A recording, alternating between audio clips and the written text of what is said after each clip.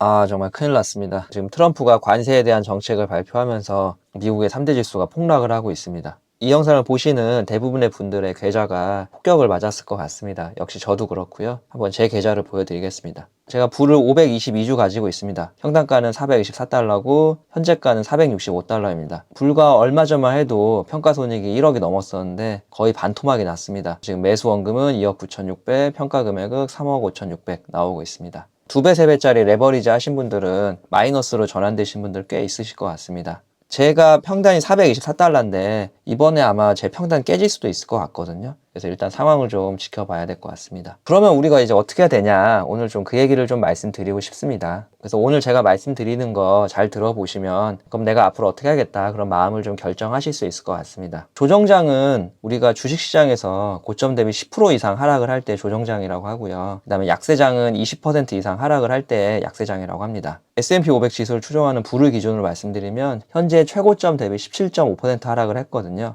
그래서 S&P 500은 조정장이고, 그래서 나스닥은 20% 이상 하락한 약세장에 진입을 이미 했습니다. S&P 500 지수도 약세장까지 들어갈 가능성이 높다고 현재 생각을 합니다. 이 책에 그래도 하락장에 대한 이야기가 좀 자세히 써 있어서 오늘 좀 정리를 해드릴게요. PPL은 절대 아닙니다. 제가 여러 번 읽어본 책이기 때문에 오늘 중요한 내용 위주로 말씀을 드리겠습니다. 최고점 대비 10% 이상 하락을 하는 게 조정장이라고 말씀드렸죠. 근데 이런 조정장은 평균적으로 거의 매년 발생을 했습니다. 대한민국 남성의 평균 수명은 80세고요. 여성의 평균 수명은 85세거든요. 조정장이 거의 매년 발생을 한다는 건 지금 이 영상을 보고 계시는 분이 혹시 30살이시면 앞으로 살면서 최소 50번은 조정장을 맞이해야 된다는 겁니다. 그래서 주식시장에서의 이런 조정은 늘 일어나는 흔한 일이라는 거죠. 트럼프라는 인물이 관련이 있으니까 조금 유별나 보이는 거지 조정장은 늘 있었다. 또 조정장이 약세장으로 들어가는 가능성은 보통 20% 이하거든요. 최고점 대비 20% 이상 하락하는 약세장은 역사적으로 3년에서 5년마다 발생을 했습니다. 근데 약세장이 온다고 너무 두려워하실 필요는 없습니다. 약세장이 진입을 하더라도 절대로 영원히 지속되지는 않습니다. 겨울이 지나면 봄은 항상 온다. 약세장이 오고 나서 1년이 지났을 때 S&P 500 지수가 어떻게 됐냐를 봤을 때 그 내려간 만큼은 다 회복을 다 해줬거든요. 2009년에 왔던 약세장에서는 무려 1년 뒤에 69%가 오르는 그런 성과를 보여줬거든요. 약세장이 오더라도 결코 포기하면 안 된다. 미국의 주식시장은 단기적으로 분명히 후퇴를 합니다. 하지만 결국엔 상승을 합니다. 이 그래프 너무 많이 보셔서 이젠 지겨우실 겁니다. 1870년부터 2020년 현재까지를 따져보면은 정말 수많은 일들이 있었습니다. 근데 오르락내리락 하면서도 결국 시간이 지나면 올라간다. 우리는 이거를 믿고서 미국 지수에 투자를 하는 거죠. 주식시장의 흥망을 지속적으로 예측할 수 있는 사람은 없습니다. 여기서 중요한 문장이 지속적이거든요. 가끔 가다가 한두 번은 맞힐 수 있습니다. 우리가 흔히 하는 말 중에 하나가 고장난 시계도 하루에 2번은 맞는다고 하잖아요. 존 보글님이 이런 말을 했습니다. 당연히 주가가 최고점일 때 탈출해서 바닥일 때 다시 진입할 수 있으면 더할 나위 없이 좋습니다. 하지만 내 평생 그럴 수 있는 사람은 단 한 명도 본 적이 없다고 이야기하셨습니다.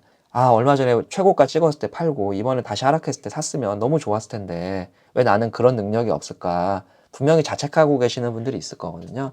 근데 그렇게 자책을 하실 필요가 없습니다. 왜냐하면 그럴 수 있는 사람은 거의 없다. 가장 위험한 행동은 시장에 참여하지 않는 것입니다. 그래서 20년 동안 S&P 500에 투자를 했을 때 어떻게 변하냐? 이것도 많이 보셨죠. 최적의 시점에 투자하는 게 당연히 가장 결과가 좋죠. 하지만 그냥 정기적으로 묵묵히 매수를 하는 것도 나쁘지 않은 성적입니다. 급등하는 시기에만 매수를 한 최악의 시점에 투자를 한 사람도 결국 나중에 보면은 수익률이 크게 나쁘진 않습니다. 수익률이 제일 안 좋은 사람은 그냥 현금 가지고 가만히 있는 사람입니다. 가장 큰 손해를 본 투자자는 운이 나쁜 사람이 아니라 현금을 갖고 벤치에 가만히 앉아있는 사람입니다. 주식시장에 뛰어들 때와 빠져나올 때를 알려주는 그런 종소리는 없습니다. 그러면은 지금이라도 팔고 도망갔다가 더 하락했을 때 사면 좋은 거 아니냐, 그렇게 생각하시는 분들 계실 겁니다. 제가 이 자료는 예전에도 말씀드렸는데 20년 동안 S&P 500 지수에 투자를 했을 때 가만히 냅두면은 연간 총 수익률이 8.2% 정도 나오거든요. 갑자기 이렇게 주가가 급등하는 아주 중요한 시기, 불과 10일만 놓쳐도 수익률이 반토막이 납니다. 20일을 놓치면 수익률이 2.1%가 됩니다. 8%가 2%로 변합니다. 그 최고 거래일 30일 동안만 이탈을 해도 수익률이 제로입니다. 제로. 40일을 이탈했더니 수익률이 마이너스로 바뀝니다. 아무리 짧은 기간이라고 해도 경기장 밖에 있으면은 값비싼 대가를 치를 수 있다.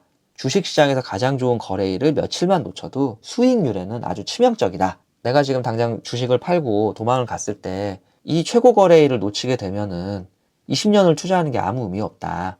최악의 투자가 될 수 있다. 내 친구 존보글처럼 산전수전을 다 겪은 인물도 하락장에서 버티는 것은 결코 쉬운 일이 아님을 시인한다. 증시가 반토막이 나면 어떤 기분이 드냐고요? 그는 씁쓸하게 대답했다. 솔직히 비참합니다. 뱃속에 바위덩이가 들어앉은 느낌입니다. 그래서 어떻게 했냐고요? 내가 직접 쓴 그럴 땐 죽어도 끝까지 버텨라 라는 책을 꺼내서 몇 권 통독했습니다. 존보글처럼 지식이 풍부하고 경험이 많은 그런 인물도 주식시장이 반토막이 나면은 괴롭다는 거죠. 이렇게 위대한 성인도 기분이 안 좋아지는데 저희라고 뭐 다를 바 있겠습니까? 저희는 기분이 더 안 좋죠. 이번 하락장을 잘 버티면 다음 상승장이 왔을 때 더 큰 기쁨을 맞이할 수 있으니까 힘내시길 바랍니다. 그래서 저는 지금의 부를 팔지 않고 계속 보유를 할 겁니다. 추가 매수를 계속 할 거고요. 끝까지 버텨보도록 하겠습니다. 다들 화이팅입니다. 시청해주셔서 감사합니다.